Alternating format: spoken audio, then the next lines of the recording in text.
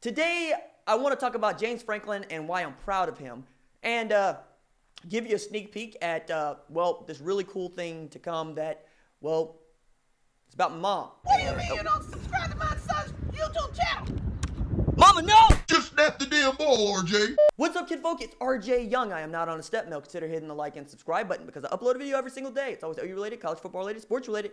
We have a good time. I've been thinking about this letter for a couple of days now, and I haven't known exactly what to say in this space, but I feel compelled to say something because this letter could have just as easily have been me as it is sent to Penn State safety Jonathan Sutherland.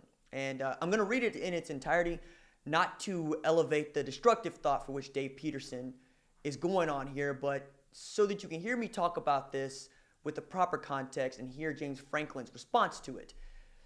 The header is, "We are Penn State proud," and it begins, "Dear Jonathan, my wife and I are proud older graduates of Penn State. We follow all Penn State sports, football, wrestling, volleyball, gymnastics, basketball. We love it all. I played all the sports in my younger days, still played full court basketball into my 50s. Loved the competition, but never had the size or the talent to reach your level, though the desire was there. Though the athletes of today are certainly superior to those in my day, we miss the clean-cut young men and women from those days. Watching the Idaho game on TV, we couldn't help but notice your, awful hair. Surely there must be mirrors in the locker room. Don't you have parents or a girlfriend who have told you those shoulder-length dreadlocks look disgusting and are certainly not attractive? We congratulate you on your game against Pitt, but you need to remember you represent all of Penn State, both current and those alumni from years past. We would welcome the reappearance of dress codes for athletes. You will certainly be playing on Sunday in the future, but we have stopped watching the NFL due to the disgusting tattoos, awful hair, and immature antics in the end zone. Players should act as though they've been there before.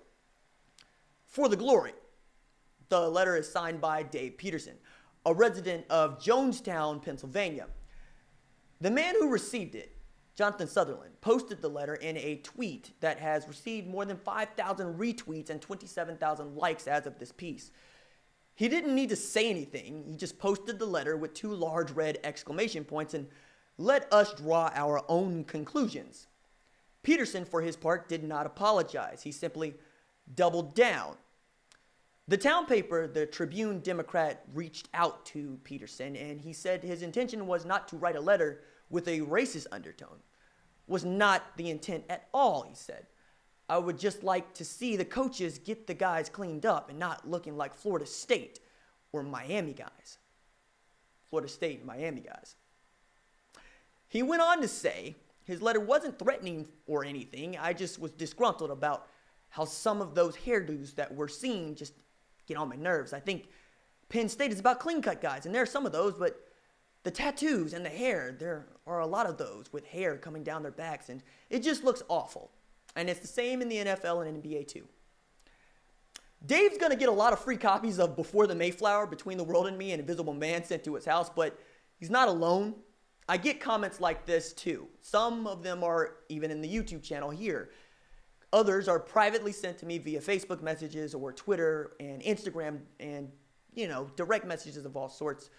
All of them refer to hair like Jonathan's and mine and tattoos that I wear with ferocity and the passion with which I go about doing what I love. I make radio and do this, and he plays football. I thought we would celebrate our differences like, khakis that are pleated versus flat, but we're not, and we're going to have to continue to teach Dave and folks like Dave the lesson that he's going to get, just like he's going to get this statement released by Penn State following the news of his letter. At Penn State, we strive to create an atmosphere that promotes inclusivity and respect. The well-being of students, faculty, and staff members is the university's priority. As part of this, Penn State provides a range of assistance and resources for students and employees, and we encourage any community members who need support to reach out. It's a good boilerplate statement for a university that stands on little to nothing, but how can it? It's a thing. We are people. What we are matters, and Penn State head coach James Franklin embodies that, and he wrote and delivered this.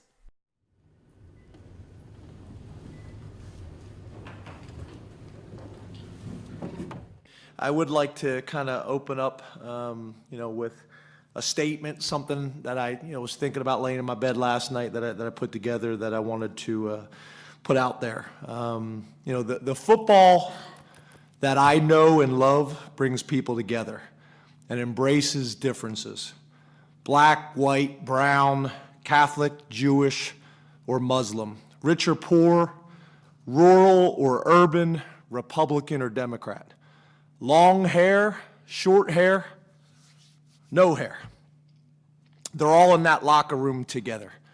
Teams all over this country are the purest form of humanity that we have. We don't judge, we embrace differences. We live, we learn, we grow, we support, and we defend each other. We're a family.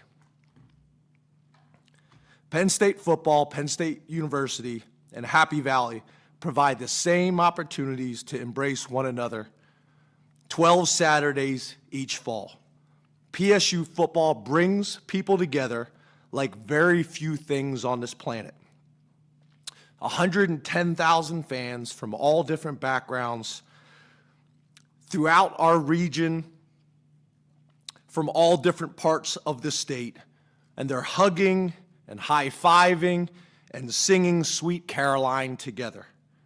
This is my football.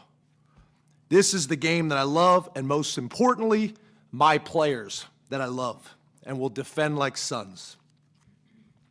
Ultimately, this is the definition and embodiment of what we is all about. Lastly, Jonathan Sutherland is one of the most respected players in our program. He's the ultimate example of what our program is all about. He's a captain. He's a Dean's List honor student. He's confident. He's articulate. He's intelligent. He's thoughtful. He's caring, and he's committed.